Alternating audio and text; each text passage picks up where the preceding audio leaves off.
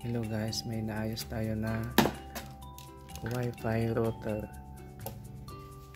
Ang brand niya ay Tinda.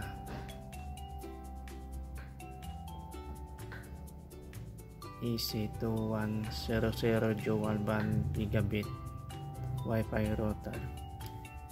Ang sira nito ay walang power.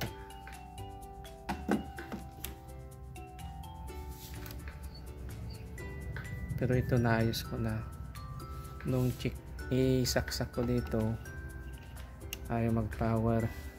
Tapos tinik ko dito sa may saksakan ng adapter, shorted siya.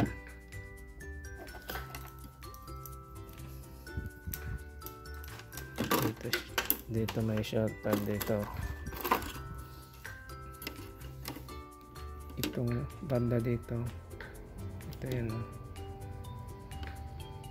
papunta dito sa capacitor, tapos papunta dito sa IC na ito, itong maliit na to. Ito yung pinalitan ko, ito yung luma.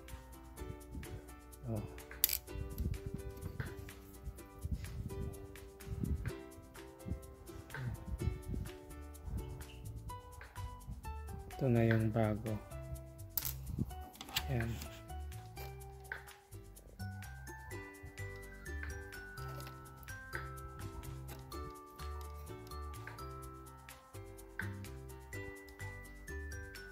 Ayan yung pinalitan ko ito. Testing natin.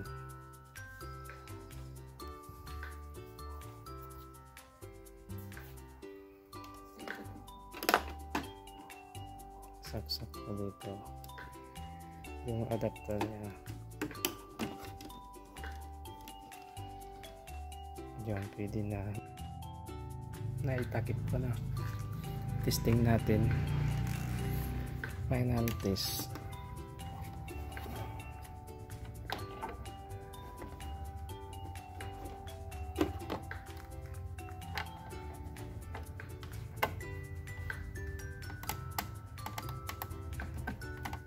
Hanggang umilaw na kulay blue.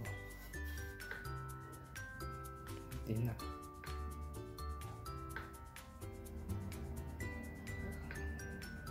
Okay guys, maraming salamat sa panonood.